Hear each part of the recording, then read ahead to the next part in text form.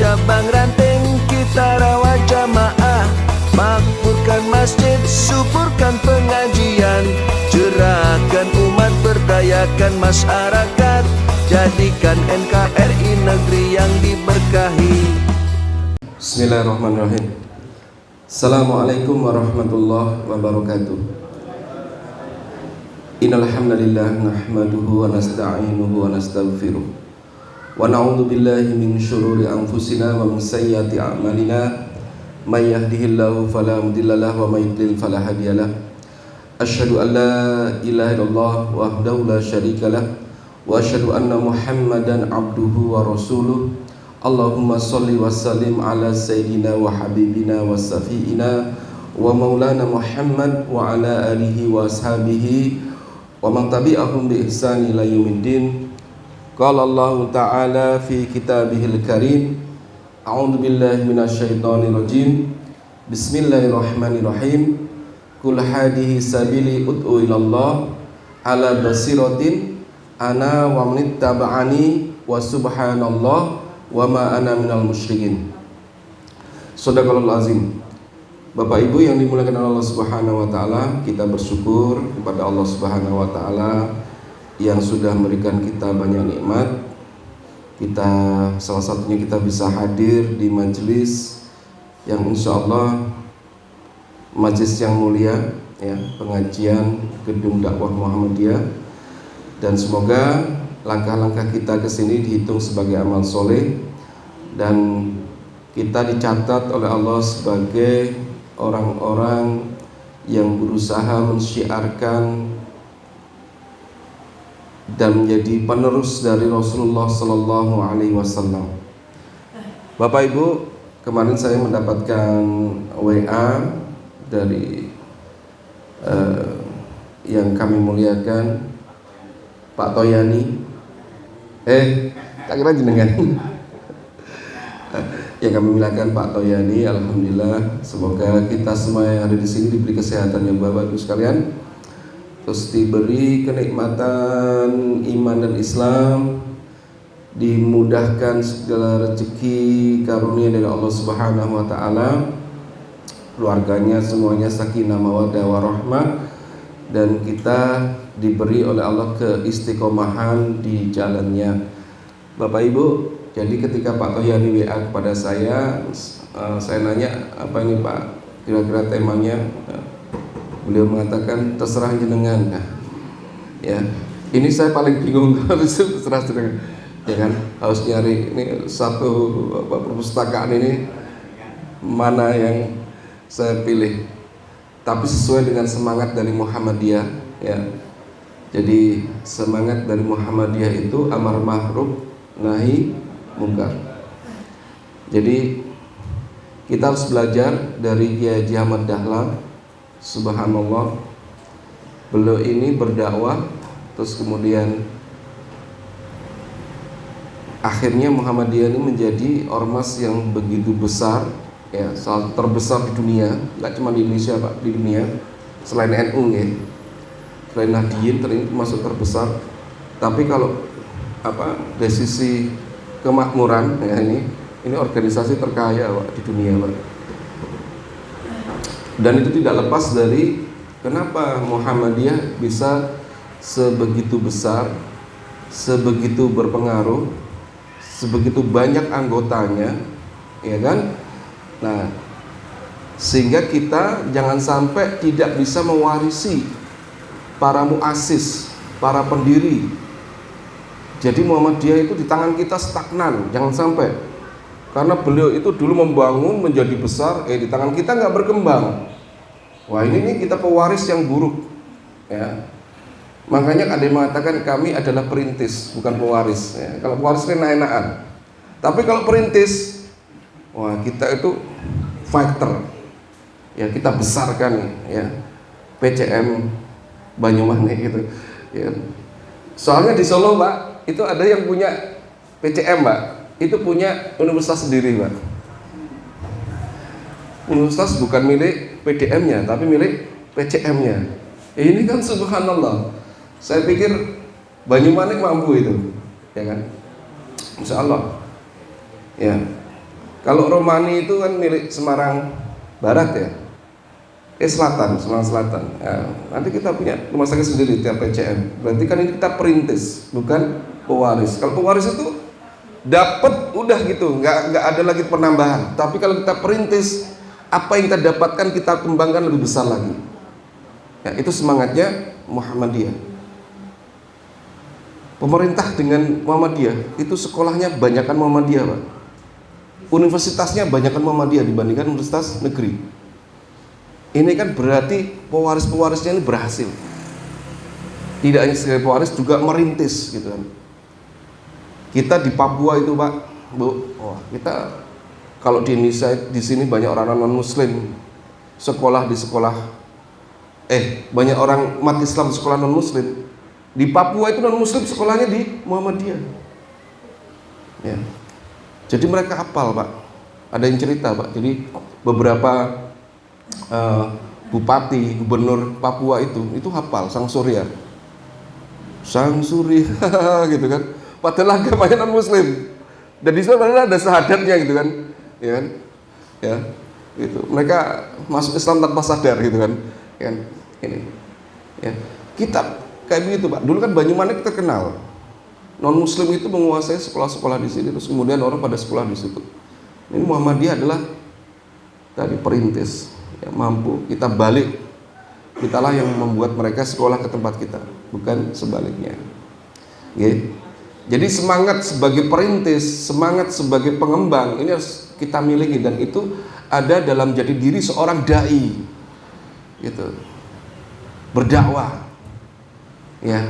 Ini semua dakwah ini jangan sampai hilang, Mbak. Yang bikin umat Islam itu kalah itu karena dakwahnya mandek. Kalah pasti umat Islam. Ya. Coba, Pak, orang-orang Muslim itu, Pak, di pedalaman-pedalaman sampai pesawat-pesawat perintis itu milik misionaris. Gitu. Besok kita buat pesawat-pesawat perintis itu milik dai-dai Muhammadiyah. Wah. Amin. Kita kirim nih dai-dai ke Papua, kemana gitu kan. Disangoni ya, mereka disangoni, Pak, Bu sekalian. Gajinya besar. Mungkin nanti Muhammadiyah begitu ya. Ya. Dakwah. Nah, kenapa kita ini Bapak Ibu sekalian harus menjadi seorang dai? Kenapa kita harus berdakwah? Kenapa kita harus jadi mubalik? Ya kalau jadi mubalik gak semua orang bisa ya. Tapi berdakwah, bagaimana kita terlibat, bagaimana Islam ini berkembang, dikenal oleh banyak orang. Orang kemudian kembali kepada Allah Subhanahu wa taala karena ini adalah jalan orang-orang yang mengikuti Rasulullah sallallahu alaihi wasallam. Coba Muhammadiyah itu artinya apa, Pak? Bu? Pengikut Nabi Muhammad. Ya? Muhammadiyah, orang yang mengikuti Rasulullah SAW. Ya.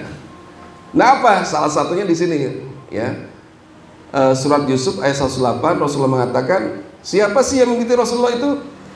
Qul hadi sabili utu ilallah. Inilah jalanku, kata Rasulullah, utu ilallah, yaitu mengajak orang untuk kepada Allah. Jalannya Nabi itu adalah mengajak orang kepada Allah.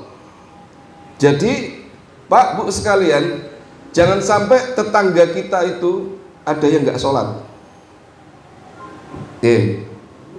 Ditowel-towel, Pak. Gitu. Kita nggak sholat diam aja, tetangga kita nggak sholat diam aja. Ini keliru. Padahal dia Muslim. Pak, saya ini berkeyakinan Bapak Ibu sekalian, orang Indonesia ini orang baik-baik. Orang Indonesia itu punya model sebagai orang soleh. Buktinya apa? Kita itu dengan Saudi, ya, dengan Arab, itu jarak kita dengan Rasulullah itu ada yang mengatakan 5 abad, Pak. Islam masuk ke Indonesia itu ada yang bilang 15 abad malahan. Pada abad ke-15 baru datang para dai. Ya. Tapi ada yang bilang kita sudah bersentuhan dengan Islam itu, Indonesia itu sejak zamannya Khalifah Umar bin Abdul Aziz, zaman tabi'in. Nggih. Bayangkan kita ini duluan orang-orang Arab dari sisi keislaman, tetapi saat ini Muslim terbesar di dunia di mana, Pak? Indonesia. Indonesia, Pak.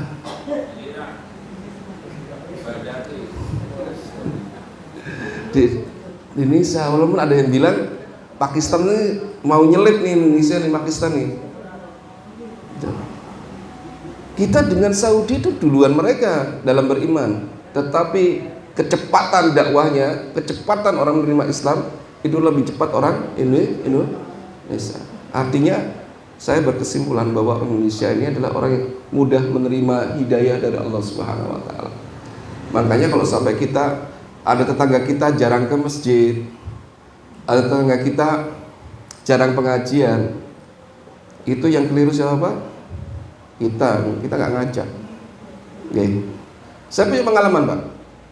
Dulu saya punya kantor, saya kerja di kantor. Kerjaan saya itu, Pak, kalau ada azan berkumandang Allahu Akbar, Allahu Akbar, laptop saya tutup, cekrek, selesai. Saya colekin, Pak, satu-satu, Pak, teman saya, Pak, yang di kantor dari ujung timur sampai ujung barat, laki-laki perempuan. Ayo, Pak, kita sholat, Pak.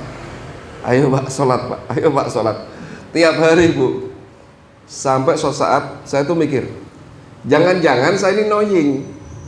Tahu, Pak, annoying, Pak? Mengganggu. Ya. Orang ini berisik banget sih gitu. Agama kan urusan masing-masing gitu kan.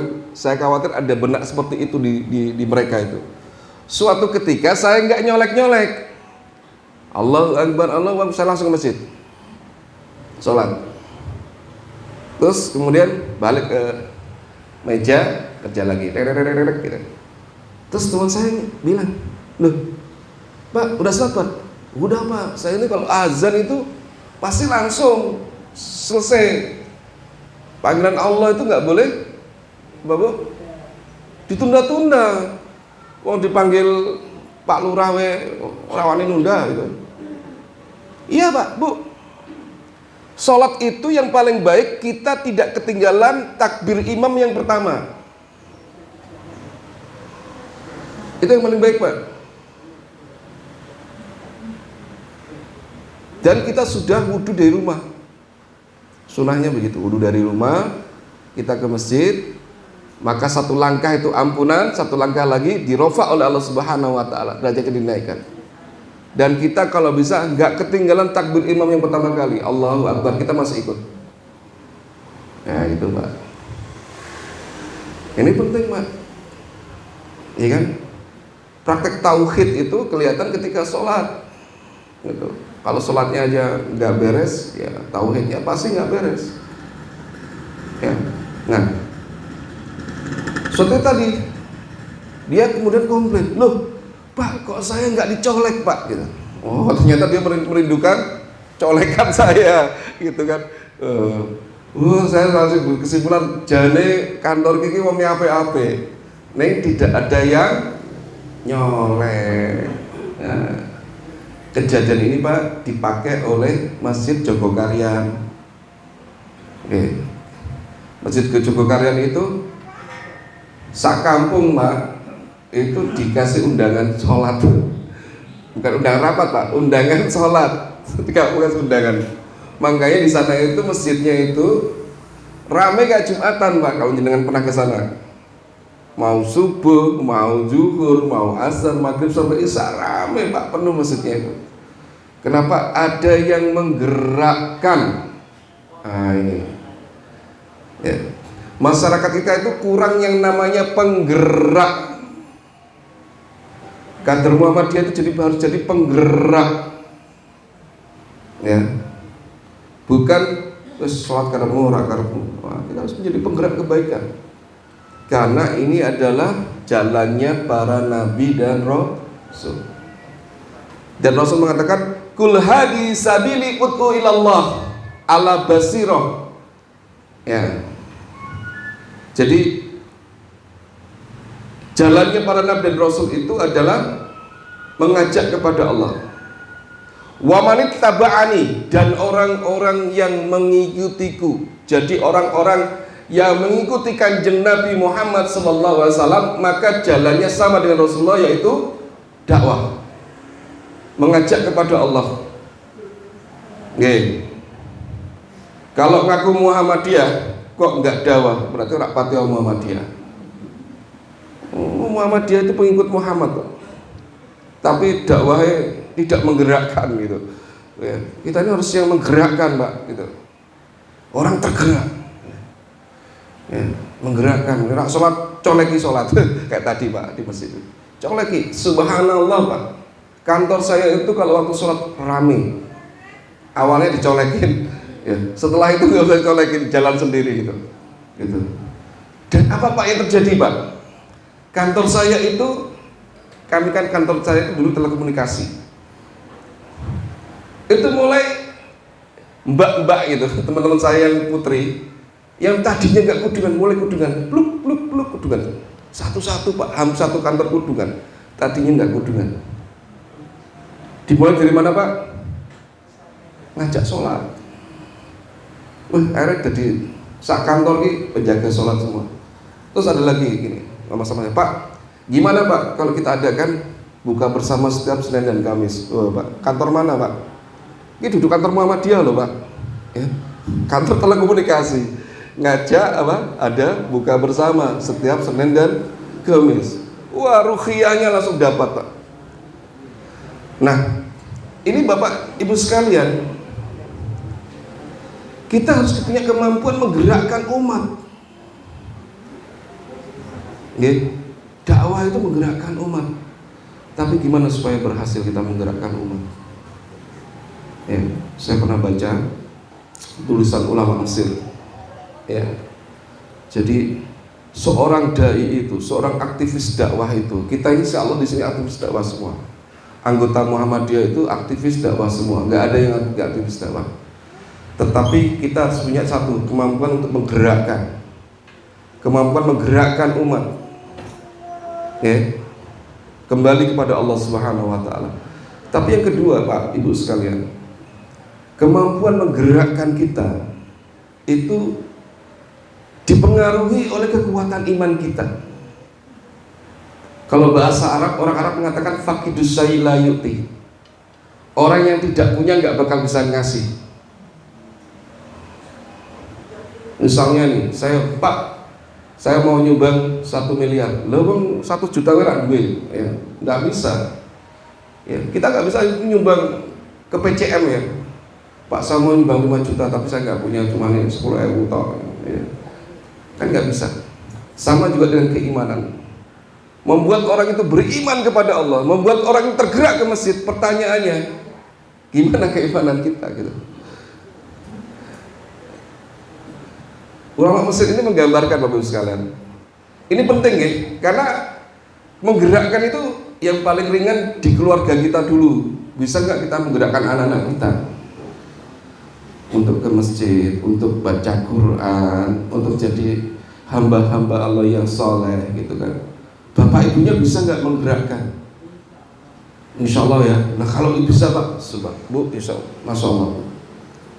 Kuncinya apa, Bu? Di kekuatan iman orang tuanya. Nggih. Karena ulama Mesir ini menggambar gini, Pak. Seorang dai, seorang orang yang mengajak kepada Allah, orang yang berdakwah itu seperti gardu listrik, Bu, Pak. Gardu listrik itu kalau powernya besar, dayanya besar, itu bisa menghidupkan rumah satu kelurahan. Satu kelurahan. Ya. Sama juga dengan keimanan, Pak. Kalau iman kita cuman tegangannya sebesar baterai, ya, cuman iso ngurupi remote, ya kan? Remote. Tetapi kalau kita ini keimanannya ala genset, ya, bisa menghidupkan satu rumah. Genset, Pak.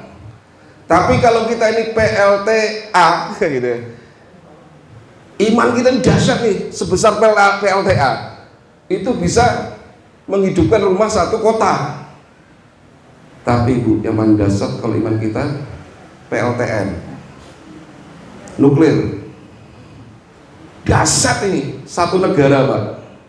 Jenengan langsung teriak, besok kita semuanya harus sholat subuh. Satu negara bisa sholat subuh Pak. Itulah kenapa Rasulullah bisa menggerakkan orang satu jazirah Arab. Ya, berbondong-bondong orang masuk Islam. Kenapa? Karena imannya dahsyat. Sahabat Nabi itu Rasulullah itu ya Allah. Gitu. Kita harus punya kemampuan tadi Pak. Allah PLTN gitu. Iman kita sedahsyat nuklir sehingga kita bisa memberikan nggak cuma satu kecamatan, satu negara itu kita punya pengaruh. Ya. Ya. Saya pernah ketemu orang-orang yang sampai bisa begitu. Ya. Dia ngomong ceramah. Saya pernah datang ke pengajiannya Ustadz Arifin Ilham di Istiqlal, yang datang tuh ribuan, nangis satu masjid itu nggak bisa Bu bikin nangis orang satu ribuan orang itu kalau ruhiyahnya nggak dapet, menggerakkan segitu banyaknya orang. Nih. Jadi kuncinya Bapak sekalian, seorang dai itu harus memiliki kekuatan iman yang dahsyat. Ya, makanya Allah mengatakan kabura maqtan indallah an taqulu ma la taf'alun. Ini kan kita kalau nggak punya iman nggak bisa menggerakkan orang.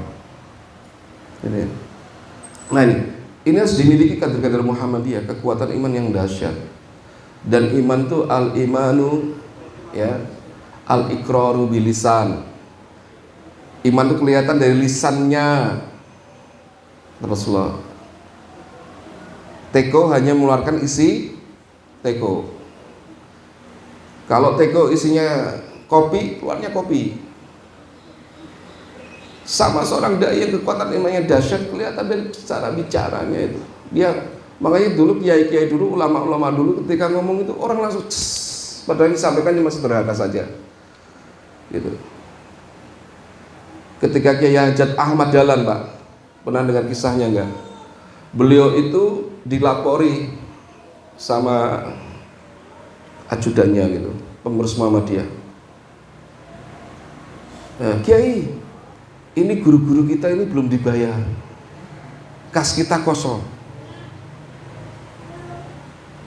Terus kita butuh uang berapa untuk membayar guru-guru Muhammadiyah?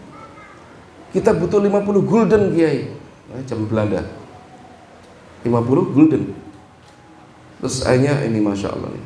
Kenapa kita pengaruhnya Kiai Ahmad Dahlan itu begitu besar?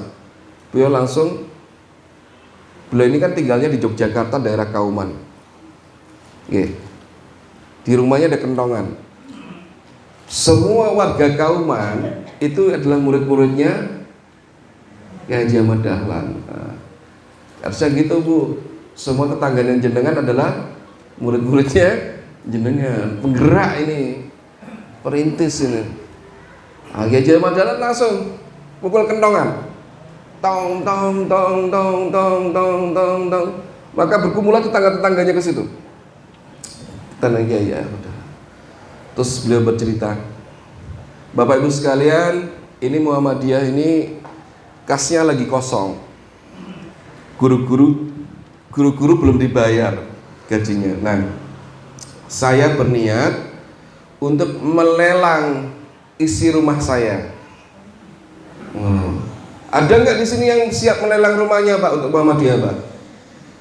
Kursinya, kasurnya, isinya mau dilelang, dijual semua. Pokoknya segelem kanggo bayar gaji guru Muhammadiyah. Ini dahsyat Pak. Kalau nggak punya iman nggak mungkin duitnya dientokke kanggo wong liya. Monggo, siapa, saya mulai dari kursi. Siapa yang mau lelang kursi? Tapi warga Kauman langsung, sebentar Yai, kami mau rembukan dulu dengan warga. Terus ngomong-ngomong bisik-bisik. Wah gitu. Bun, Yai, saya pengen kasurnya, berapa harganya? Jogja. Oh, itu harganya sekian rupiah, sekian gulden. Wah, Yai, saya tertarik dengan kursinya, berapa? Oh, itu sekian. Terus dia langsung ngasih uang. Yai, saya tertarik dengan itu, kasih uang. Semua perabot sudah dicuk sama warga Kauman Sentek. Nah, saat ini monggo bapak-bapak silakan diambil barang-barangnya. Dan udah dibayar nih, ya. Apa jawaban orang warga Kauman? Boten Yai, niku tetap kagem jenengan mawon. Masya Allah. Gurune soleh, muridnya juga soleh. Pun Yai, Prabu kagem jenengan mawon. Kami sudah gembira bisa membantu Muhammadiyah. Terus orang itu pulang semua, Pak, Bapak sekalian. Nggak jadi diambil barangnya. Duitnya udah dikasih, tapi nggak diambil barangnya. Ini kan kisah yang mengharukan. Dahsyat. Kekuatan imannya berpengaruh kepada, kalau bahasa kita, mat'u, dai dan mat'u. Terus kemudian kaget, sampai Kiai Madaran pun terharu. Ya Allah, tonggo-tonggo itu mau apik kabeh gitu. Kayak gitu, Bu. Tetangga kita semua itu orang-orang baik, Bu, tapi nggak ada yang menggerakkan. Nih, jadi misalnya kalau digerakkan suruh sedekah gitu, ya tapi dengan ilmu agama ya, dari ilmunya ya, nggak cuma nyuruh-nyuruh doang, itu akan terbangkitkan mereka itu. Nih. Terus akhirnya disuruh ngitung, Pak, berapa uang kita dapatkan? Anu Yai, dapat 500 gulden. Padahal butuhnya berapa? 50. Berarti 400 gulden.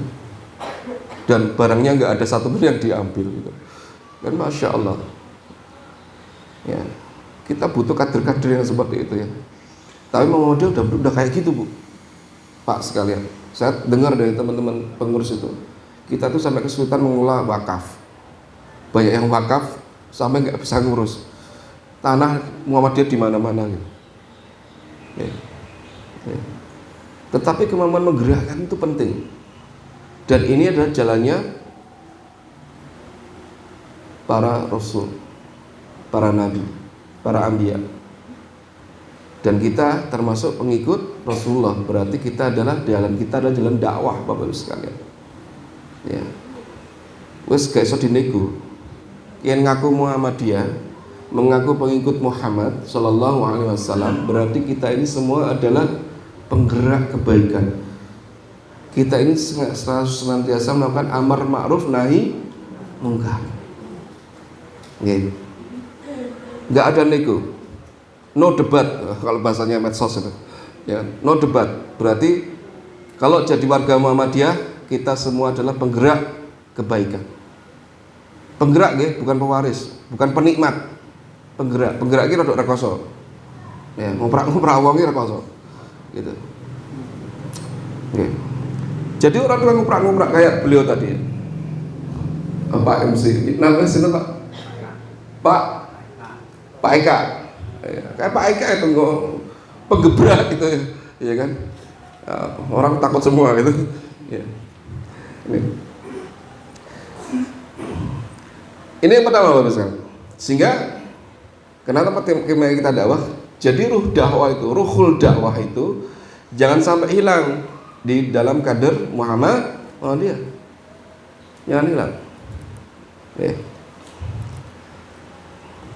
Ini saya nggak urut ya, karena terus kemudian, nah apa fadilahnya, keutamaan orang yang berdakwah? Maka orang yang berdakwah itu, Bapak Ibu yang jadi aktivis menggerakkan masjid, aktivis Aisyah, ya, kemudian Bapak-bapak yang menggerakkan pengajian, itu akan didoakan Bapak sekarang, ya, didoakan. Innallaha wa malaikatahu wa ahlas samawat, ya, sesungguhnya Allah dan malaikat-malaikat penghuni langit dan bumi, ya, sampai semut yang berada di lubang-lubang semut itu itu akan bersolawat, berzikir, mendoakan, didoakan oleh semut-semut, ikan-ikan di laut. Itu ya, ternyata ikan-ikan itu selalu berdoa untuk orang yang berdakwah. Bobe bahasanya gitu. Ya, gitu. Ini dari Rasulullah ya, informasi dari Rasulullah, dan ini kabar gaib ya, ojo dipikir gitu. Yang jelas ikan yang jumlahnya miliaran di lautan itu semuanya berzikir mendoakan para aktivis dakwah. Ya, ini. Ya, Innallah, sesungguhnya Allah, wa malaikatu wa ahlas samawat, dan penghuni langit, wal ardi, dan bumi, hatta namlata, namlata apa? Semut. An-naml semut. Fi hujriha, di dalam kamarnya, di dalam lubang-lubangnya. Ya. Wa hatta huta. Al-hut itu apa? Ikan. La yusalluna, ya. La yusalluna ala mu'allim. Mereka itu bersolawat apa artinya? Mendoakan ala mu'allim, kepada guru-guru. Mu'allimin nas, guru-gurunya manusia. Al khair, kebaikan, didoakan kebaikan. Ya, ini hadisnya begitu ya.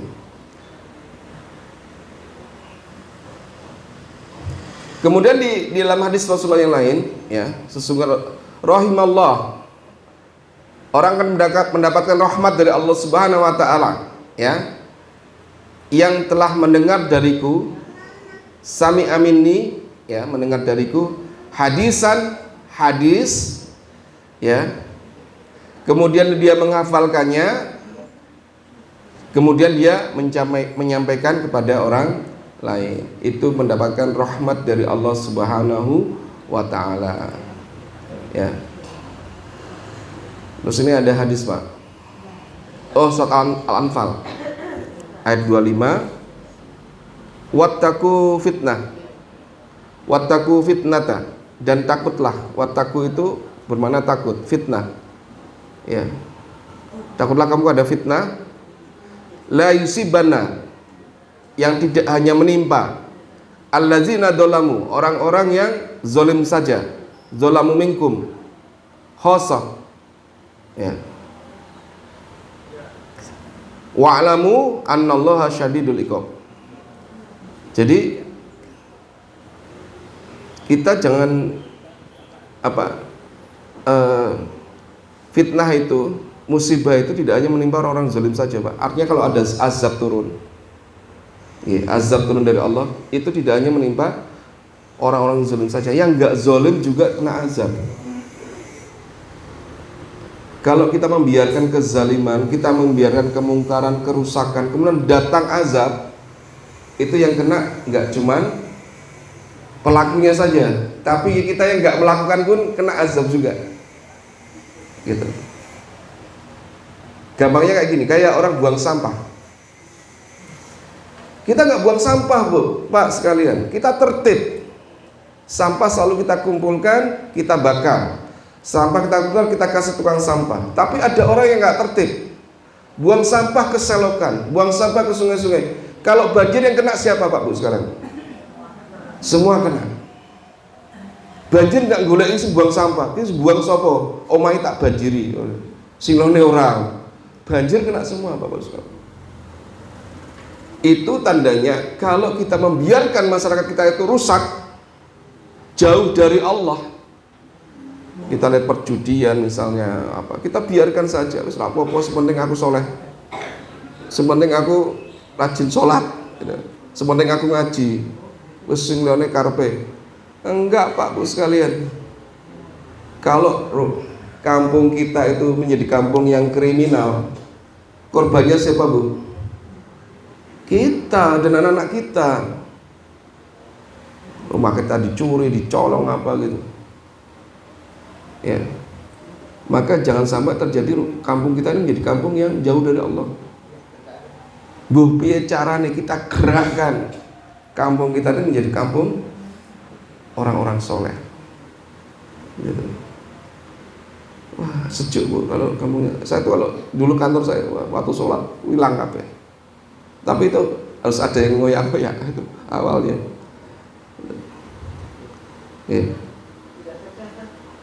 Rame, musola, masjid rame, sampai akhirnya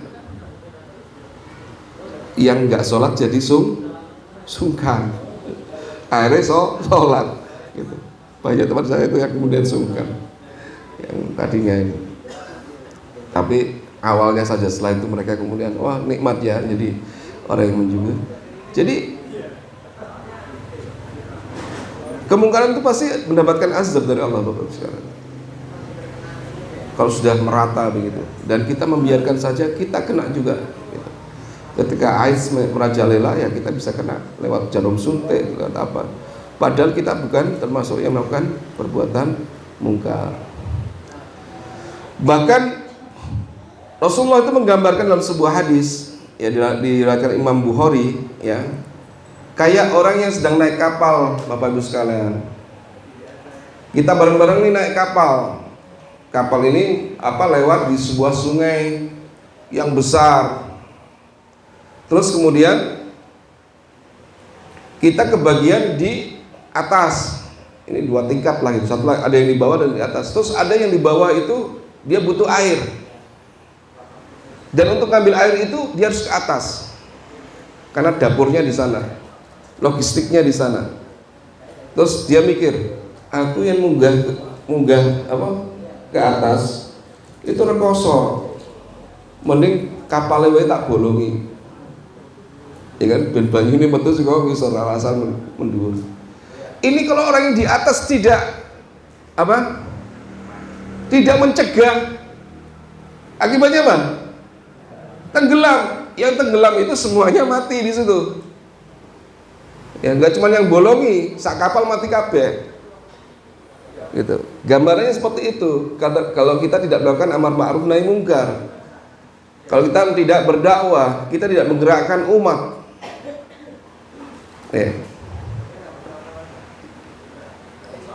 Kemudian, nah ini hadisnya, ya. Innan nas idza ra'awul zalima. Sesungguhnya jika manusia melihat seseorang melakukan kezaliman, kemudian mereka tidak mencegahnya, maka Allah akan meratakan azab kepada mereka semua. Azabnya kabeh, gitu ya.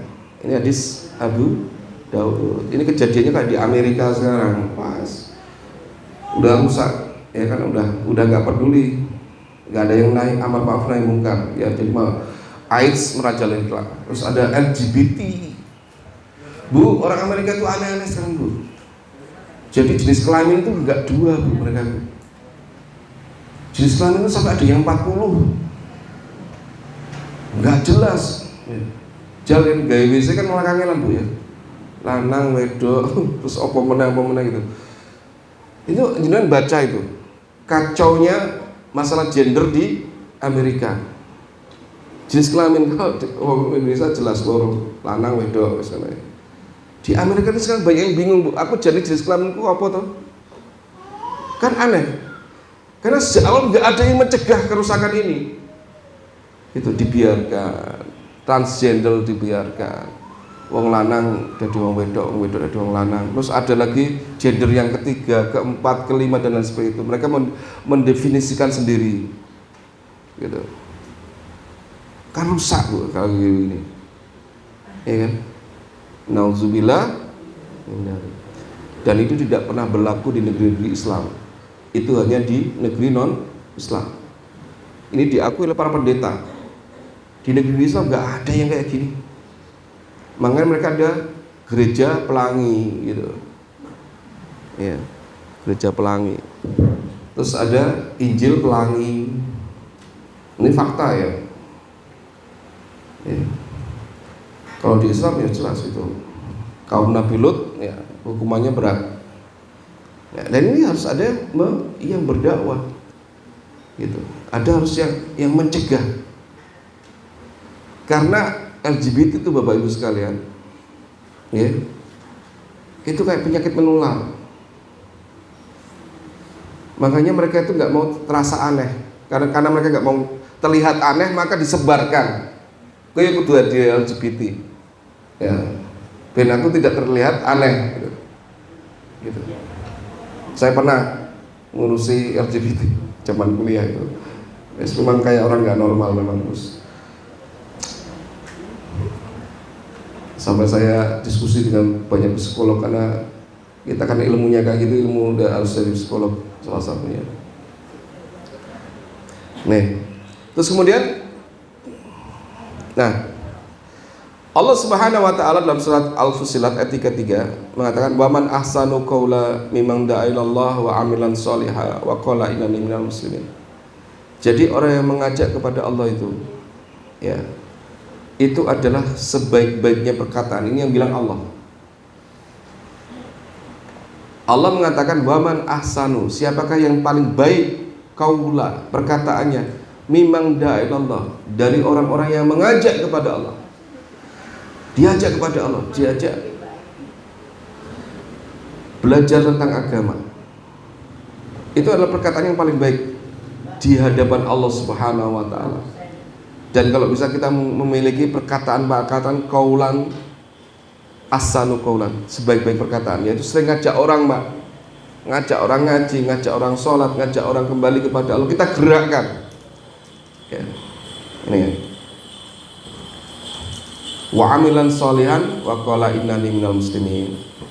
Dan mereka berkata, aku ini adalah orang-orang yang orang muslim. Ngajak amal soleh, yang ngajak kepada Allah.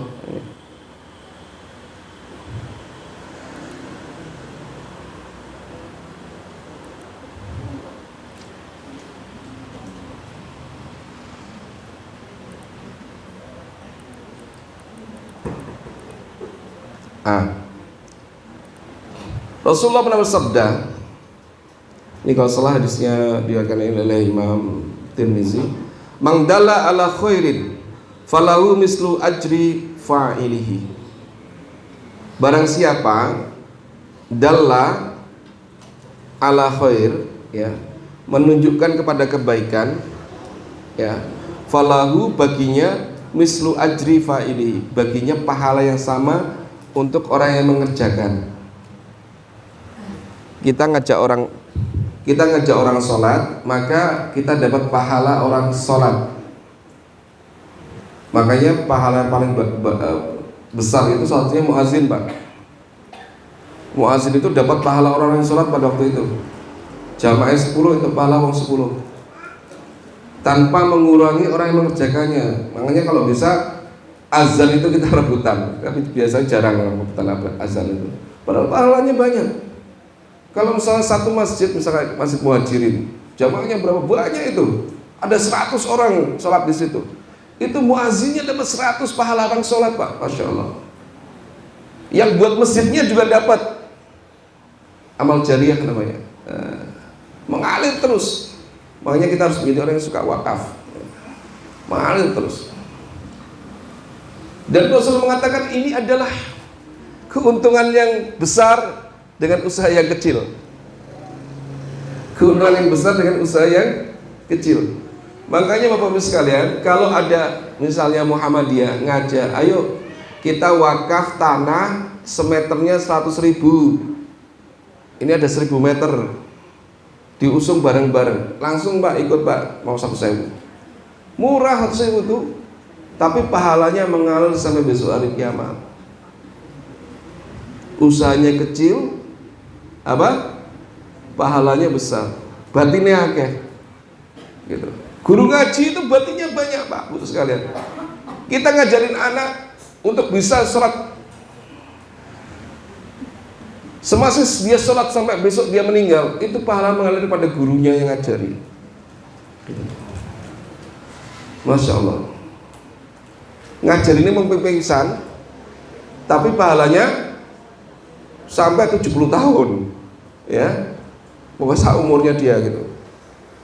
Kita ngajari Fatihah gitu kan, ya, anak-anak itu ngaji TPG, dia baca terus ngalir, Pak. kepada kita itu. Ngajari wong 10 ngalir. Gitu. Maka dakwah itu adalah usahanya kecil tapi pahalanya besar. Gitu. Gitu. Kita merintis pengajian. Ini Masya Allah, dulu yang merintis pengajian di sini siapa nih? Semasa pengajian diadakan di sini sampai besok hari kiamat itu mengalir pada perintis-perintisnya. Yang dulu pertama kali berinisiatif, adakan pengajian siap pada subuh jam 6. Pengajian paling meruput ya, Muhammadiyah jam 6. Masya Allah. Ini kalau bukan alu subuh mungkin masih tidur ya, jam 6 itu. Minggu sisa itu, ya kan? Ya. Pahala mengalir Pak. Maka kalau nggak jadi perintis itu rugi Pak. Ya rugi. Ya maksudnya kita kehilangan kesempatan yang banyak. Maka jadilah kita perintis dalam dunia dakwah. Jadi kita mikir apa nih? Dakwah apa nih untuk kampung saya yang bisa terus langgeng? Oh, pengajian ibu-ibu belum ada di sini. Wah, semasa pengajian itu bertahan sampai puluhan tahun, itu akan pahalanya mengalir kepada inisiatornya, perintisnya, tanpa mengurangi ustadz-ustadznya yang ceramah, pahala ustadz-ustadznya, pahala panitianya.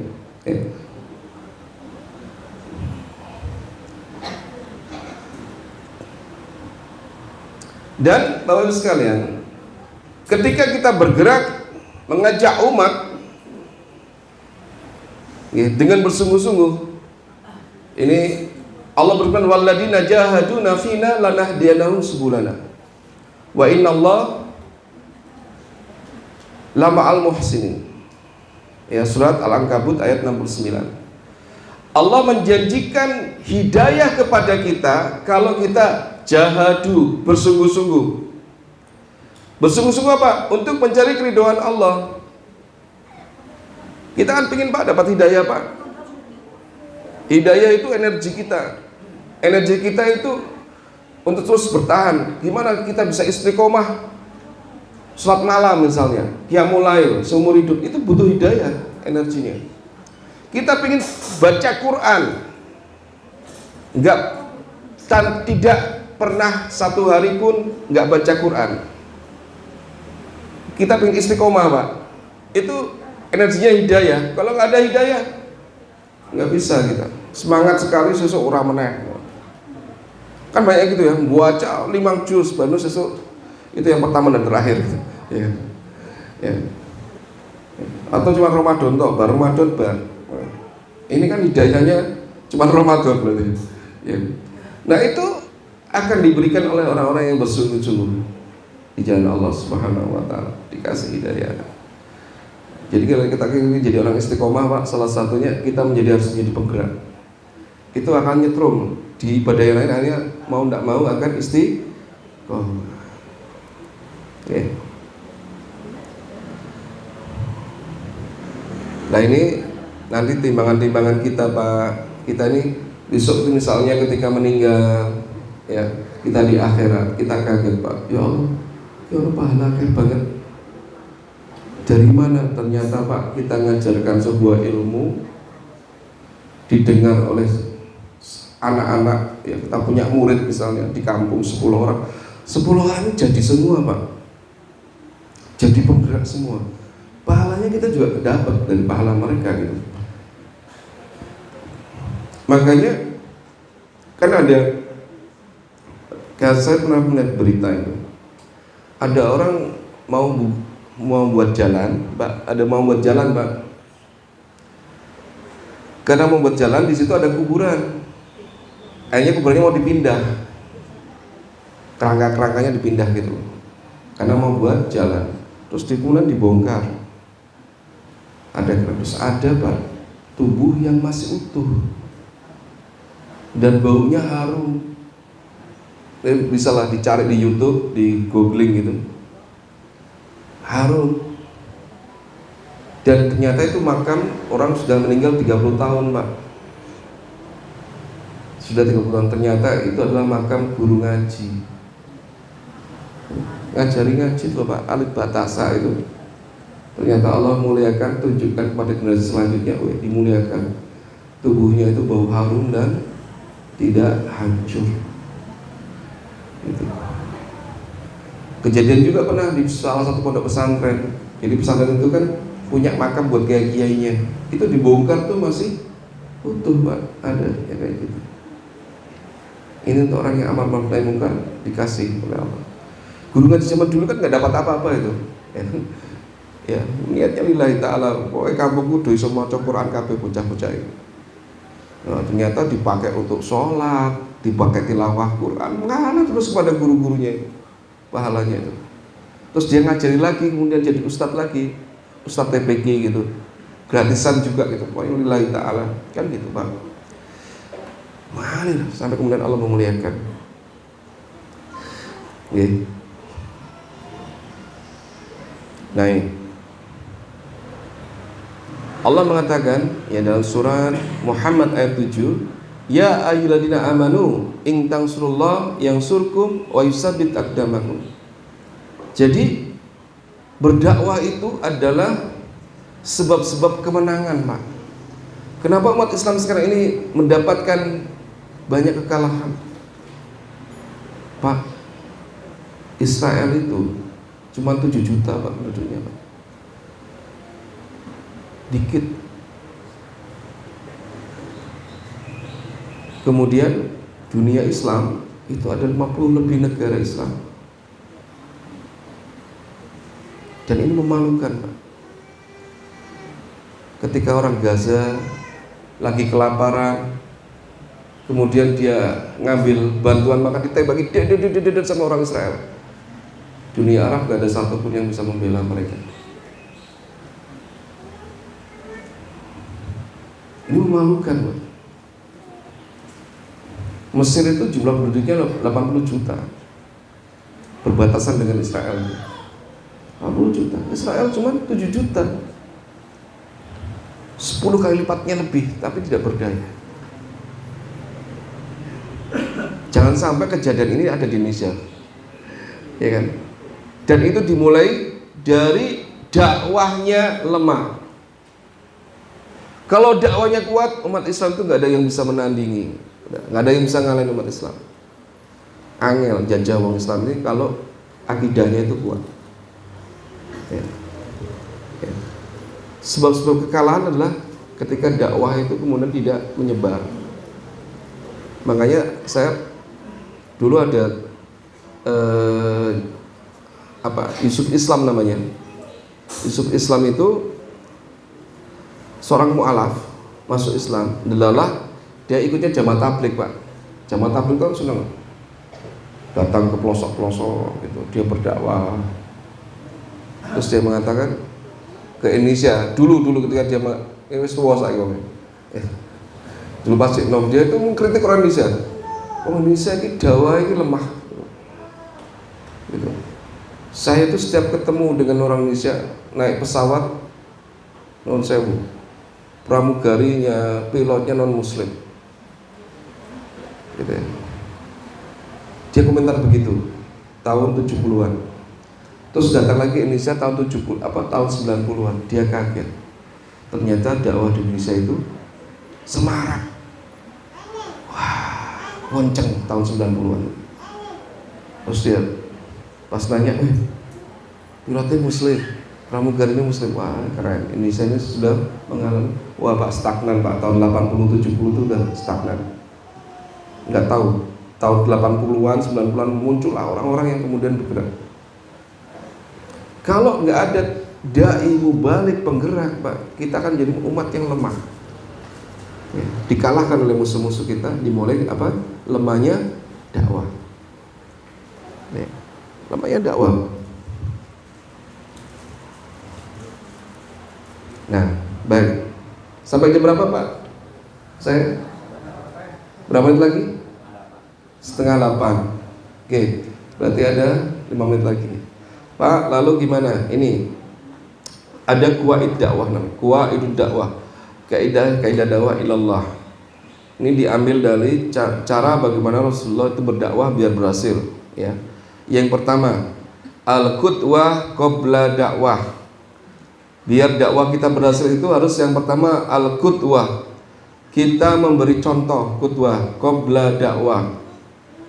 Jadi para penggerak ini harus menjadi contoh-contoh kebaikan. Ya. Showroom kebaikan. Contoh kebaikan. Tadi fakidus sayla yuti, orang yang nggak punya nggak bisa ngasih. Ya. Ngomong sholat, wong dewe sholatnya kesetok, ya kan angel. Ya. Bapaknya ngomong anaknya sholat. Bapaknya sholatnya bolong-bolong kok. Ya, dimulai ke anaknya. Ya. Al-qudwah qabla dakwah. Seorang penggerak ini, penggerak dakwah ini harus menjadikan teladan kebaikan. Ini ya.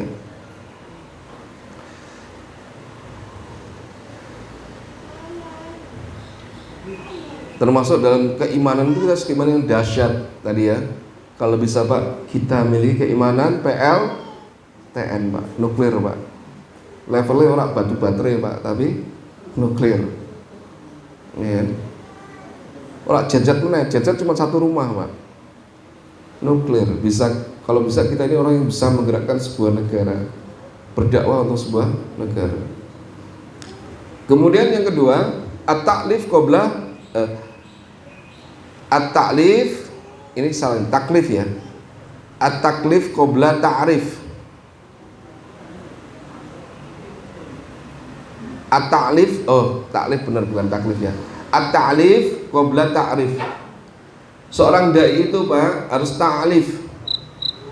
Ta'lif itu dicintai. Ya. Kalau orang resek dakwah nggak bisa Pak. Oh, ini resek dakwah ngajak-ngajak orang bisa. Tapi harus menjadi pribadi yang dicintai, ta'lif. Hatinya itu bisa apa? Merangkul hati gitu. Ya, Nabi itu sebelum jadi rasul apa Pak gelarnya? Al-Amin. Sebelum dibi'sah, diangkat sebagai Rasulullah SAW, ya Rasulullah itu beliau Al-Amin, bisa dipercaya, orangnya ramah, suka menjalin silaturahmi, kemudian suka menjamin orang-orang miskin. Gitu. Rasulullah itu orang yang dicintai sebelum jadi Nabi. Gitu. Qabla ta'rif. Jadi kalau ada peribahasa siapa tak kenal maka tak sayang, dai itu dibalik, dibuat orang sayang dulu sebelum dia kenal. Gitu. Orangnya menarik pas ngomong. Nah. Terus kemudian at-ta'rif qabla taklif. At-ta'rif itu kita kalau berdakwah sampaikan hikmahnya. Apa sih? Jenengan kalau sholat dapat apa sih gitu? Wah, jenengan dapat ketenangan, dekat sama Allah di akhirat selama. Qabla taklif, sebelum dikasih beban. Ojo cuma nyuruh-nyuruh saja tanpa dijelaskan hikmahnya. Kecuali kalau orangnya sudah imannya sudah kencang tuh nggak usah kasih hikmah, udah sami'na wa ata'na gitu. Ya, sahabat Nabi itu wah imannya udah sami'na, nggak ada hikmahnya, pasti nggak ketemu dewe gitu. Ya. Kan gitu Bu. Zaman Nabi itu ketika turun ayat bahwa Allah itu mengabadikan jenazahnya Fir'aun, mengawetkan nih maksud saya, mengawetkan jenazah Fir'aun. Zaman Nabi itu belum ketemu Pak, mumi itu belum ketemu Pak. Mumi itu baru ketemu abad 20. Tapi sahabat Nabi langsung pas sami'na wa ata'na, saya percaya, diawetkan sama Allah. Buah mumi ini yang dia pasti ono, karena imannya sudah dahsyat. Gitu. Tapi kalau untuk orang-orang yang masih awam itu harus dijelaskan hikmahnya apa, secara logika apa. Itu yang paling jago Felix Xiao. Pakai logika dia kalau bisa menjelaskan Islam itu. Kita butuh nih orang-orang kayak Felix Xiao itu. Ya. Debat sama orang ateis itu biasanya kan dia pakainya logika. Gitu. Terus kemudian tadarruj fit takalif. Kalau kita berdakwah itu Pak, Bu, itu tadarruj bertahap. Ya. Allah itu ketika mengharamkan homer, miras, itu bertahap, nggak langsung bilang haram. Yang pertama, dilarang orang sholat dalam keadaan mabuk. Khamrnya belum haram, Pak. Yang haram itu apa? Mabuknya. Mabuk ketika sholat haram. Berarti mabuk di luar sholat boleh. Ini pertama loh, pertama ya. Sekarang tuh. Terus yang kedua, baru Allah bilang khamr itu ya, antara manfaat dan mafsadatnya itu lebih banyak mafsadatnya, tapi belum bilang haram. Akeh kemungkarannya dibanding manfaatnya. Quran tidak menolak manfaat khamr, ada, tapi kerusakannya lebih banyak itu. Maka sebagian sudah mulai, awalnya apa?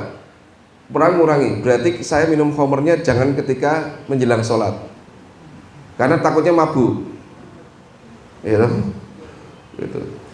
Akhirnya kebanyakan mereka minum khamrnya ba'da isya, Pak, karena panjang, dari isya ke subuh itu panjang. Jadi mabuk kira pas sholat. Terus mulai berkurang waktunya, terlokalisir gitu. Terus baru setelah itu kemudian tadi mafsadatnya lebih banyak. Orang mulai mikir-mikir, wah aku kan wong soleh gitu. Pas aku kan orang-orang soleh. Masa boleh sing mafsadat mulai. Terus baru dikatakan bahwa innal khamru wal maisiru, ya, bahwa apa? Judi dan minuman keras itu haram. Sampai 3-4 tahap Allah itu mengharam, karena itu sudah tradisi di masyarakat Arab itu. Jadi pelan-pelan, bertahap. Ya. Makanya dulu kalau saya baca cara para ulama dulu mengislamkan Indonesia itu, orang-orang Jawa pelan, Pak. Orang langsung kok ya baru masuk Islam, sholat ya 5 waktu, terus kok poso, diceritakan yang berat-berat, kabur, Pak. Ya. Sepenting masuk Islam dulu, kan gitu. Kalau saya lihat Wali Songo itu dikai wayang kon sahadat, ya, gitu. Kadise sahadat, wis sahadat sih, wis ijek kejawen, ijek apa dibiarkan dulu, Pak. Dan mengubah orang tua itu agak susah. Maka waktu itu diharapkan anak-anaknya generasi selanjutnya yang bisa diperbaiki. Itu Pak, dakwah memang cepat itu. Ikut dakwahnya itu cepat, keren. Seperti orang yang dakwah itu seperti ini, Pak. Seperti orang yang lagi tidur, dia pakai selimut karena dingin. Tapi selimutnya elek, Pak. Udah lapuk, udah jelek, udah kumuh, udah kumal. Kita mau ganti lebih bagus. Maka gimana caranya kita ganti selimut itu, tapi yang tidur nggak ganggu. Tidur tetap nyenyak. Itu, Pak. Amal ma'ruf nahi munkar itu begitu. Orang ngobrak-ngobrak itu bikin niat kita baik ganti selimut, tapi orang turun terganggu, tetap ngamuk, Pak. Betul nggak? Niatnya baik kok, tapi tetap ngamuk karena aku lagi enak tidur kok gugat. Tapi tadi makanya dulu itu pelan-pelan sekali, tadarus pelan-pelan. Kemudian waktu habis, ya. At-taisir qabla ta'sir. Ini agak buram. At-taisir. At-taisir apa? Memudahkan, qabla ta'sir. Kita ngomong yang mudah-mudah dulu. Sing angel-angel engko, pikir engko. Makanya saya pernah lihat apa Zakir Naik waktu mengislamkan orang Jepang itu.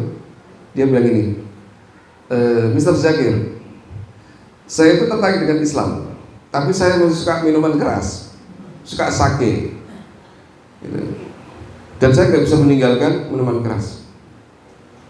Apa jawab Zakir Naik?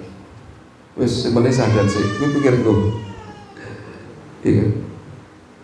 Nah kita jangan sampai, ya nggak bisa, Islam itu harus kafah.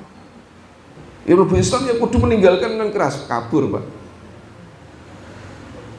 Ya, nggak sido Islam, lagi sama Islam yang Jepang, ya, ya, pokoknya mau Islam sih gitu, ya, gue pikir bang gue, ya, pikiran gue, ya, bertahap, ya, karena kita ngomongnya sama orang Jepang itu udah tradisinya minuman keras, Korea juga gitu, ya, kalau kita nggak punya figur dakwah itu nggak bisa mengislamkan Jepang, nggak bisa mengislamkan Korea. Ini. Kemudian al-usul ya qabla furu'ya. Al-usul qabla furu'. Jadi kita sampaikan sesuatu yang semua orang itu sepakat dulu. Al-usul. Masalah akidah itu furu'nya dikit. Ada tapi furu'nya dikit. Tapi kalau masalah fikih furu'nya banyak. Jangan ngomong fikih dulu, Pak. Ketahuan, bukan ketahuan ya, kabur. Ya, kita misalnya ceramah di depan masyarakat, tiba-tiba ngomong rokok itu haram. Wah, ini pasti mau Muhammadiyah gitu. Soalnya diundang meneh, Pak. Ya. Oh, itu jangan dibahas dulu gitu loh, jangan dibahas dulu ya kayak gitu, yang furu itu, yang usul, ya kita semua itu sepakat dulu. Ya. Saya termasuk ditanya sama anak-anak IMM dulu, Ustaz, di kampung saya itu pakainya kunut. Kalau saya jadi imam kunut apa? Enggak kunut. Pertanyaan, Pak.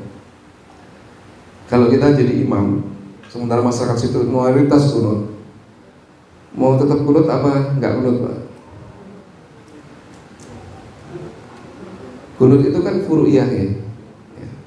Jenengan kalau kita enggak kunut di situ, kabur, Pak. Langsung setelah itu wis jadi imam nih ora ana kunute. Pelan-pelan tuh, tadarruj gitu kan.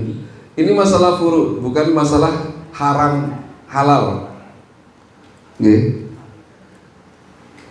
Muhammadiyah itu mentarjih pendapat yang tidak kunut. Tetapi sebelum tahun 1930 Muhammadiyah itu kunut, Pak.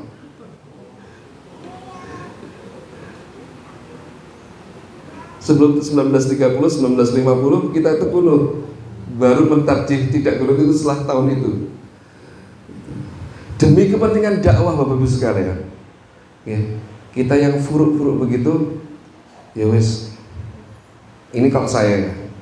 Karena konsep kita itu kan engkau pelan-pelan, akhirnya ngerti, belum Muhammadiyah ya. Wah. Tapi orang sudah gak menolak dulu, Pak, gitu ya. Terjebak dulu. Lu jeblet, baru ngerti rakunut aman, Pak. Gitu. Tapi kalau sejak awal kita buka front, nggak ada yang mau dengerin kita, Pak. Gitu. Padahal ini masalah furu. Furu itu bukan masalah benar salah. Furu itu masalah mana yang lebih baik, mana yang lebih kuat. Ijtihad itu kalau salah pahalanya 1, kalau benar pahalanya 2 dalam masalah fikih. Jadi ketika berijtihad dia punya dalil, terus kemudian dianggap salah lah itu. Wih, jentuk pahala, Pak. Bukan suatu yang batil, bukan. Itu. Ya. Ini kita kembali ke dakwah ya. Tapi yang kantor Muhammadiyah kok kunut, ya keliru, ya kan? Ya kan? Ya. Tapi kalau di masyarakat yang begitu, demi kita didengarkan dakwah kita, kan masih banyak persamaannya dibandingkan perbedaannya. Ya kita kalau dipercaya, ya. Jadi imam itu kepercayaan loh, Pak, mahal loh. Ya, masyarakat itu mahal loh kalau ngangkat kita jadi imam itu, berarti percaya masyarakat. Lah kita kemudian tiba-tiba hanya satu saja ini, kemudian setelah itu dirungoknya meneh rugi. Gitu. Saya bilang gitu sama teman-teman IMM. Kalau kita ambil pendapat ya ini yang paling kuat menurut kita, ya tidak kuno. Gitu. Ya, ini masalah furu ya. Jangan dibahas di awal. Kalau bahas di awal kabur, Pak, dakwah kita. Gitu ya. Kemudian at-targhib qabla tarhib. Targhib itu memberikan kabar gembira. Ojo diweden-wedeni jamaah itu. Kowe rak salat neraka, kabur, Pak. Salat nanti bisa dapat surga. Salat dari dunia ayam tenang. Ya, salat biar dibantu, ditolong sama Allah. Wasta'inu bis-sabri was-shalah kan gitu. Ya, itu, Pak. Itu baru tarhib setelah mereka sudah ini tarhib orang sholat rokok, tapi jangan di depan. Ya, yang kita tarhib dulu, disangkut-sangkut dulu. Islam ini kejam agama ini. Enggak, Allah itu ada reward and punishment, ya kan? Karena manusia itu kelemahannya kalau nggak ditakut-takutin, Itu nggak melaku, Pak. Pernah dibuktikan ada orang, Pak, disuruh lompat di atas gedung setinggi 7 meter. Kamu kalau loncat tak kasih 10 juta. Suruh lompat, Pak, di gedung yang 10 meter. Mau nggak? Nggak mau. Saya yakin 99% nggak ada yang mau lompat dari gedung 3 lantai. Ya. Tapi kalau kebakaran, Pak, wah buangan itu. Orang diupahi lho, Pak, lompat dewe, Pak. Ya, rano sing ngumpahi, rano sing kaya dia lompat ya dari lantai 3 itu. Ya. Memang harus ditakut-takuti, kadang-kadang ditakut-takuti itu juga bagian dari dakwah. Tapi jangan yang pertama, Pak. Yang pertama itu target dulu, kabar gembira dulu, diseneng-seneng ke. Ini angel, nembe tarhib, ditakuti. Orang Yahudi itu dalam Al-Quran adalah umat yang harus ditakuti baru taat. Yahudi itu harus takut-takutin, Pak, baru dia taat. Ya, umat Islam ya tadi dikasih kabar gembira aja udah senang, jangan. Kemudian tafhim la talqin. Dakwah itu membuat orang paham, bukan membuat doktrin. Ya, dipahamkan syariat itu, dipahamkan perintah-perintah Allah itu, bukan doktrin. Kalau doktrin itu biasanya nanti gampang hilang. Anak-anak kita itu kecilnya didoktrin memang, tapi setelah itu harus dipahamkan. Ya. Tarbiyah, ya, pendidikan. Kemudian ya saja pendidikan. Ya.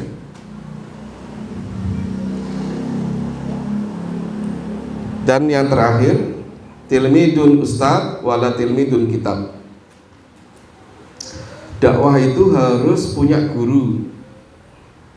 Membaca buku itu boleh, tetapi tetap harus punya pembimbing.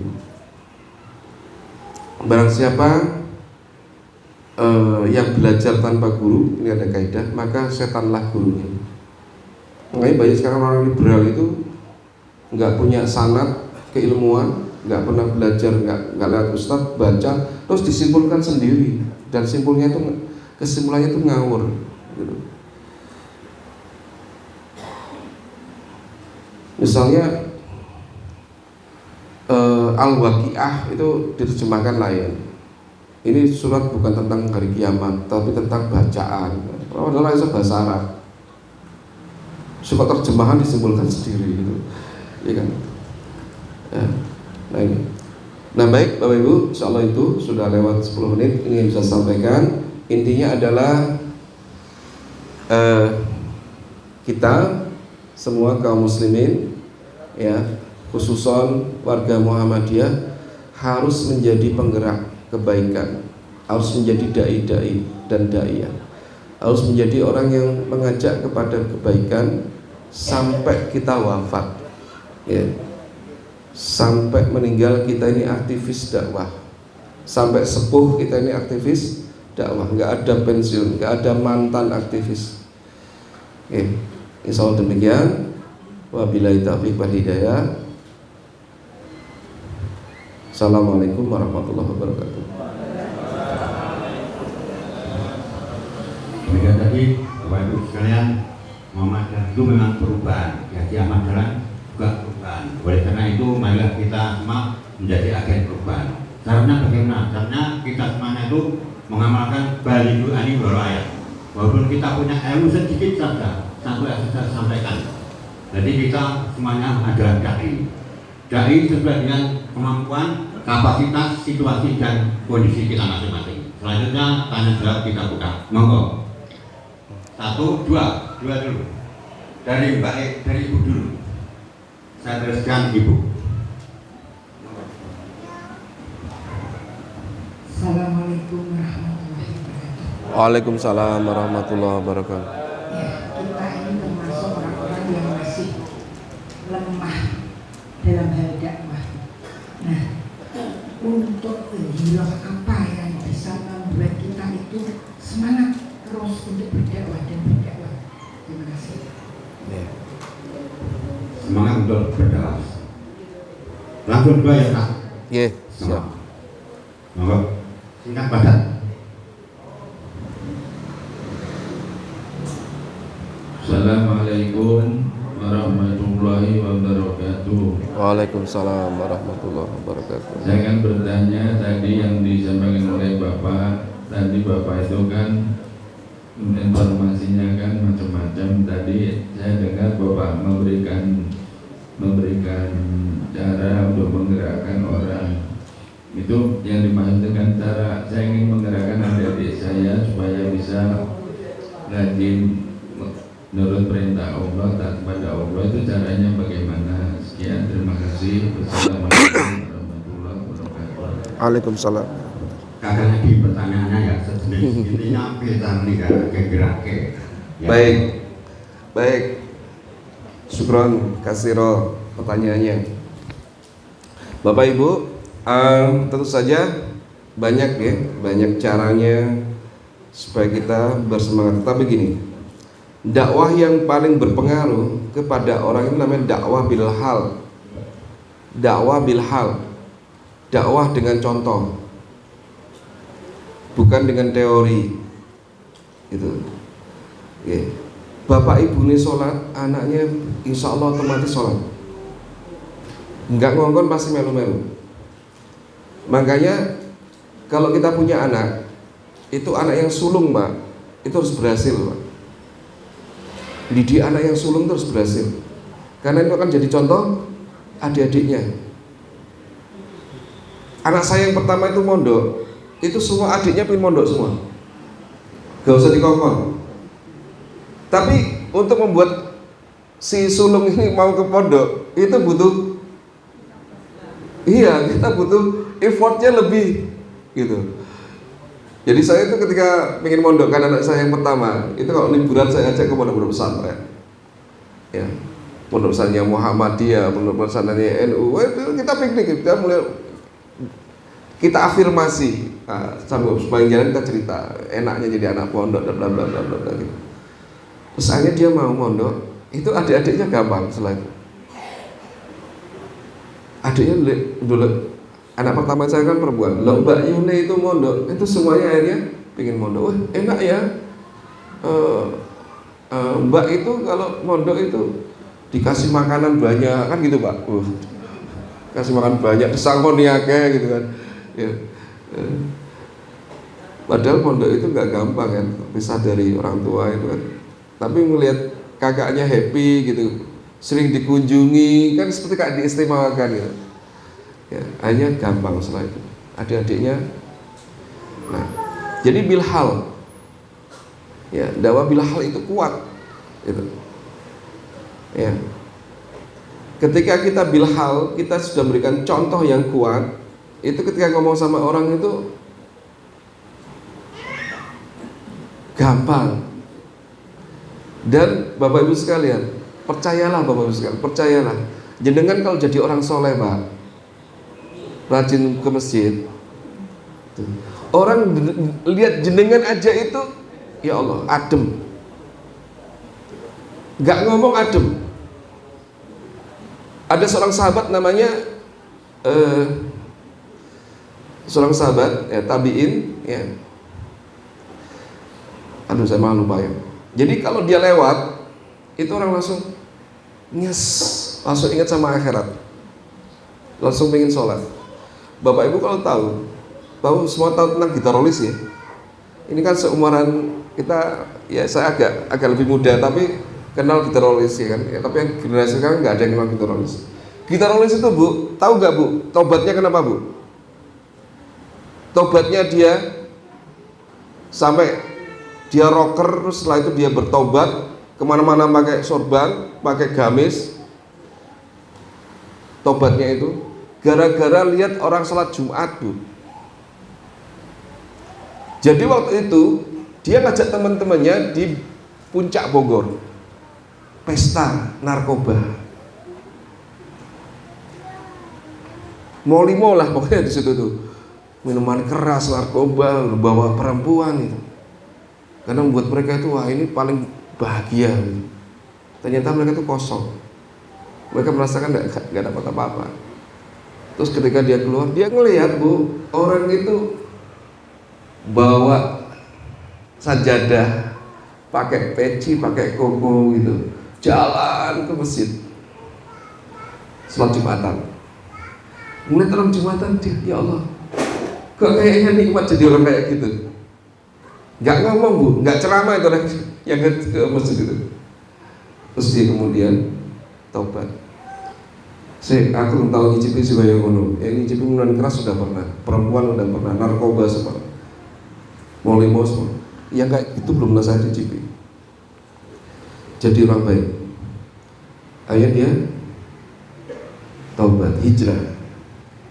Itu kan sampai wafatnya itu kan dia selalu pakai sorban dan gamis. Alasannya apa bagus sekali? Alasannya kalau saya pakai sorban begini, saya kalau mau maksiat malu. Pakai gamis sorban maksiat kan malu. Itu buat apa? Buat tamengnya dia sendiri. Nah ini udah kudungan ini ya bagian dari penjagaan Allah gitu ya.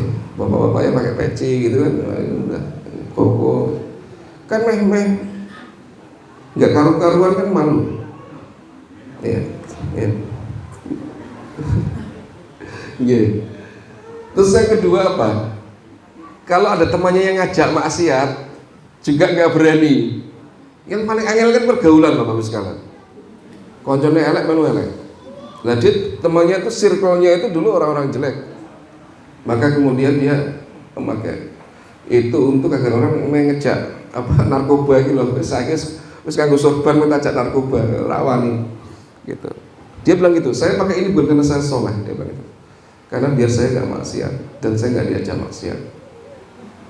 Nih, jadi dakwah itu biar kita semangat, ya. Pertama, ya jadilah kita orang yang istiqomah, gitu kan. Kadang-kadang kita tidak berkata-kata saja orang itu bisa taubat melihat kita gitu, ya. Ada yang kayak gitu. Saya pernah ketemu dengan seorang ustadz gitu kan, dulu gitu. Itu saya ketemu aja nangis loh. Gitu. Dia nggak ngomong padahal, iya, nangis saya. Gitu. Karena saya tahu dia orang yang sangat soleh banget itu. Nggak ngomong, nangis saya.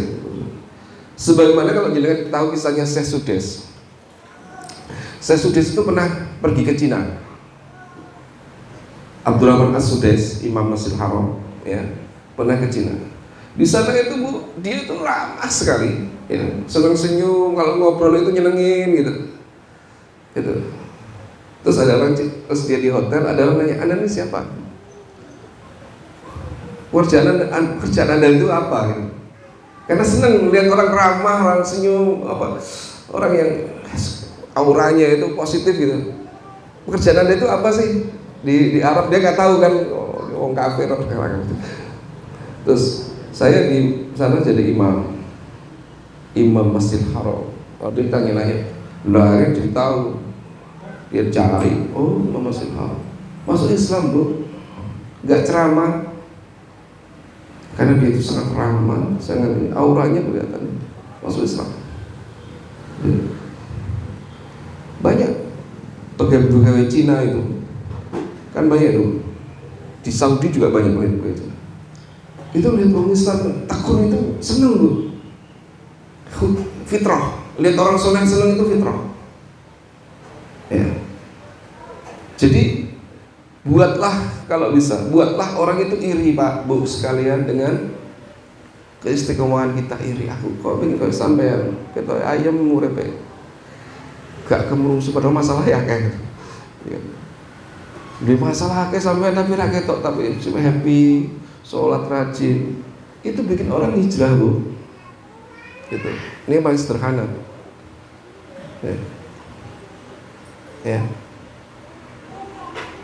Kita istiqomah saja, itu akan menjadi jalan dakwah. Bikin Bu orang iri sama kita. Iri melihat kita kok begitu tenang hidupnya, dekat sama Allah. Bikinlah kedekatan kita sama Allah itu buat orang iri. Koktel ini tadi ya banyak. Ya, kalau iman kita dahsyat, ya orang akan memberikan energi yang banyak pada sekitar kita. Ini tadi termasuk bapak tadi. Gimana adik ini? Ya tadi kalau kita bapak kalau pernah tahu Agim Abdullah bin Nastyar, dia pernah membuat pengakuan kenapa dia kemudian tertarik dengan Islam, tertarik untuk berdakwah, tertarik mendalami agama. Ada yang tahu Pak penyebabnya beliau? Penyebabnya itu adiknya. Adiknya itu Bu lumpuh, tangan kakinya lumpuh. Kalau ke kamar mandi harus digendong. Gitu. Tapi kalau ditanya, adik ridho gini, saya ridho dengan ketentuan Allah. Saya ridho, Allah kasih begini saya ridho. Dan dia tidak pernah meninggalkan sholat dalam keadaan lumpuh seperti itu. Tidak pernah mengeluh sama Allah. Tidak pernah, ya Allah kenapa saya dibuat lumpuh. Justru dia, barangkali dengan saya begini saya tidak bisa berbuat maksiat. Omongan-omongan kayak gini dari adiknya itu bikin Abdullah bin Nastyar langsung tobat sampai jadi orang yang seperti sekarang ini. Itu dia bilang guru saya itu adik saya, bukan ustadz, bukan kiai. Melihat kekuatan iman adiknya yang lumpuh tangan, lumpuh kaki, tapi tetap bersyukur sama Allah. Wangel gitu. Ya. Membuat Nastyar yang Agim itu tersadar, ya Allah aku dikasih nikmat begitu banyak, kok tidak ada effortnya untuk mendekat kepada Allah atau berdakwah. Akhirnya beliau dia mengatakan guru saya yang pertama adalah adik saya. Itu intinya Bapak Ibu sekalian, kita berdakwahlah kita semampu kita.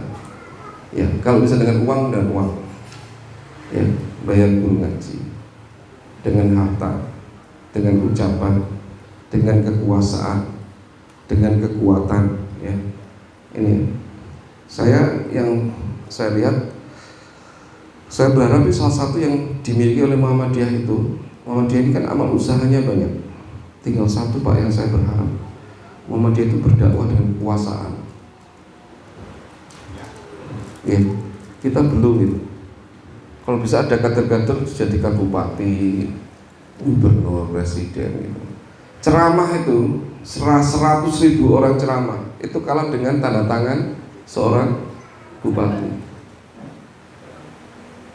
Misalnya kita mau, wah itu miras betul, ya udah, kalau orang berkuasa itu udah selesai. Atau misalnya dulu tahu Ibu Sunan Kuning itu kan lama banget, nggak digusur-gusur. Digusurnya ketika zaman Mas Hendi. Cuma pandangannya Mas Hendi langsung hilang. Dan yang ngoyak-ngoyak orang Muhammadiyah, saya ngoprak. Salah satunya Mas A.N. Jumaih. Mas Jumaih ini radikal. Tapi tidak dengan kekuasaan Pak, cepet. Ya. Diwajibkan penduduk Semarang sholat duha. Sekolah-sekolah wajib sholat duha. Si ngomong wali kotane, ya. Langsung buat memo ke sekolah-sekolah. Udah selesai itu dengan kekuasaan seperti itu. Ya. Saya sebenarnya begitu. Ada masanya kita Muhammadiyah jadi oligarki Pak. Biayain orang, udah kita dari bupati tak bayari, udah di gubernur tak bayari, gitu. Dari presiden tak bayari, gitu. Ya. Baik, salah itu ya Bapak Ibu. Sudah jam 8. Semoga waktu yang sebentar ini memberikan keberkahan kepada kita semua. Saya mohon maaf bila ada kata yang tidak berkenan. Ya. Semoga terus kita terjalin silaturahmi. Jadi tadi saya belum mengenalkan, saya di Muhammadiyah itu pengurus wilayah, di wakil ketua lembaga dakwah komunitas LDK PWM.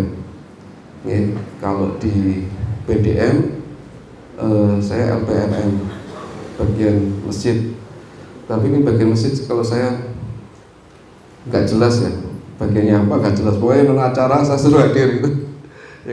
Ya, baik. Salah itu Bapak Ibu sekalian. Assalamualaikum warahmatullahi wabarakatuh.